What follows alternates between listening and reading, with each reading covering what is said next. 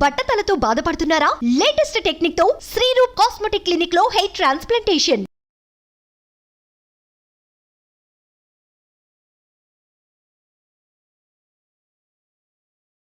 Hello, doctor Dilip Gude here, physician, Yashoda hospital Somajiguda. మనం obesity గురించి discuss చేద్దాం. ఒబిసిటీ అంటే బేసికలీ ఊబకాయం, మనకు తెలిసిందే. బాడీ మాస్ ఇండెక్స్ 22 నుంచి 25 వరకు ఉంటే ఓవర్ వెయిట్ అంటాం. 25 దాటితే మనం ఒబిసిటీ అంటాం. 25 నుంచి 30 ఉన్న వాళ్ళని క్లాస్ 1 ఒబిసిటీ, 30 to 35 ఉంటే క్లాస్ 2 అని, 35 దాటితే క్లాస్ 3 ఒబిసిటీ అని మనం ఇట్లా క్లాసిఫై చేయబడింది. ఇన్ఫ్యాక్ట్ సౌత్ ఇండియన్స్, ఎస్పెషల్లీ ఇండియన్స్లో బాడీ మాస్ ఇండెక్స్ డెఫినేషన్స్ మారాయి. యాక్చువల్లీ 27 దాటిన వాళ్ళని ఒబిస్ అంటూ ఉంటాం.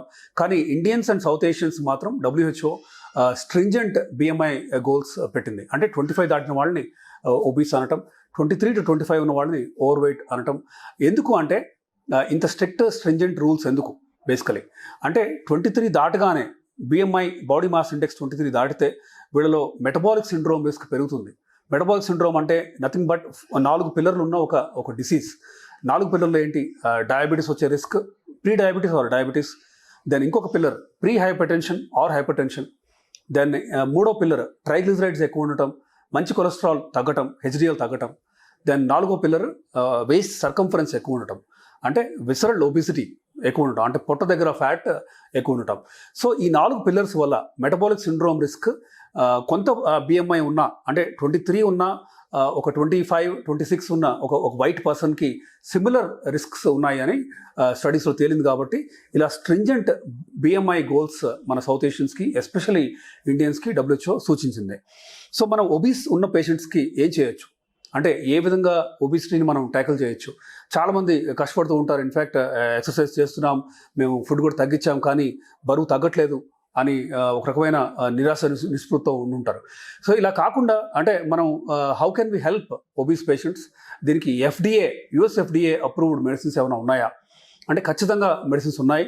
అండ్ అఫ్ కోర్స్ దానికి 3 మేజర్ పిల్లర్స్, అంటే డైట్ ఒక పిల్లర్, ఎక్సర్సైజ్ ఒక పిల్లర్, అండ్ మూడో పిల్లర్ మెడిసిన్స్. సో ఈ మెడిసిన్స్ కూడా ఖచ్చితంగా 100% లాంగ్ టర్మ్ సైడ్ ఎఫెక్ట్లు లేని సేఫ్ మందులు ఇవి. సో ఈ మందుల హెల్ప్తో మనం సరైన డైట్ చేస్తూ, సరైన ఎక్సర్సైజ్ కనుక చేస్తే ఖచ్చితంగా more than 15 to 20% weight loss. అంటే సపోజ్ ఒక 90 kgs 100 kgs ఉన్న పర్సన్ మనం 20 kgs తగ్గే విధంగా, అంటే 100 నుంచి 80కి వితిన్ 6 to 8 months వచ్చే విధంగా మనం హెల్ప్ చేయొచ్చు. అఫ్కోర్స్ అందరిలో ఇంత డ్రాప్ పాసిబుల్ కాకపోవచ్చు, కానీ ఈ delta of 15 to 20% weight loss అనేది ఖచ్చితంగా సాధ్యం. దీనికి ఈ మెడిసిన్స్ ఎంత ఇంపార్టెంటో డైట్, ఎక్సర్సైజ్ కూడా అంతే ఇంపార్టెంట్. అంటే 3 పిల్లర్స్లో ఒకటి స్ట్రాంగ్గా లేకపోయినా, అంటే మీరు డైట్ సరిగ్గా చేయకపోయినా, డైట్ చేస్తూ మందులు వాడుతూ ఎక్సర్సైజ్ సరిగ్గా చేయకపోయినా, మీకు ఇంత చేంజ్ ఆఫ్ బాడీ వెయిట్ మాత్రం సాధ్యం కాకపోవచ్చు. సో ఏ విధంగా మనం, అంటే మందులు ఏంటి, వీటి గురించి మనం డిస్కస్ చేద్దాం. సో FDA అప్రూవ్డ్ మందుల్లో సెమాగ్లూటైడ్ ఉంది. ఇన్ఫ్యాక్ట్ ఇండియాలో అప్రూవల్ రావడానికి కొంత టైం పట్టొచ్చు. బట్ సెమాగ్లూటైడ్ 14 mg, అంటే అఫ్కోర్స్ 3, 7, 14 అని మనం అప్ టైట్రేట్ చేస్తూ ఉంటాం పేషెంట్స్లో.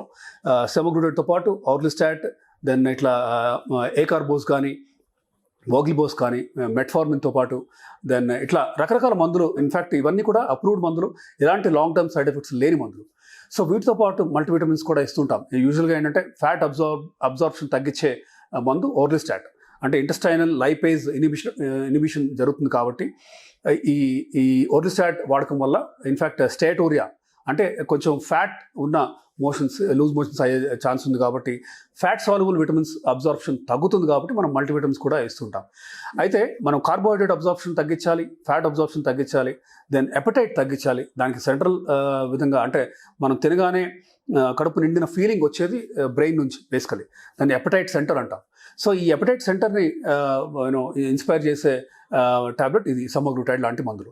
సో ఎపటైట్ తగ్గించుకుంటూ, then carbohydrate and fat absorption తగ్గిస్తూ, ప్రోటీన్ అబ్జార్ప్షన్ పెంచుతూ, ఈ ప్రోటీన్ కూడా సాధ్యమైనంత వరకు ప్లాంట్ ప్రోటీన్ నుంచి వచ్చే విధంగా మనం చూసుకొని, యానిమల్ ప్రోటీన్ తక్కువ అందే విధంగా, యానిమల్ ఫ్యాట్స్ కంప్లీట్గా అవాయిడ్ చేస్తూ, అంటే బేసికలీ శాచురేటెడ్ ఫ్యాట్ని మనం తీసేస్తూ, ట్రాన్స్ ఫ్యాట్స్ని కూడా మనం డైట్ నుంచి తీసేస్తూ, మనం కనుక ఈ విధంగా డైట్ లైఫ్ స్టైల్ చేంజెస్ చేస్తే ఖచ్చితంగా 15% weight loss in 6 months is not impossible.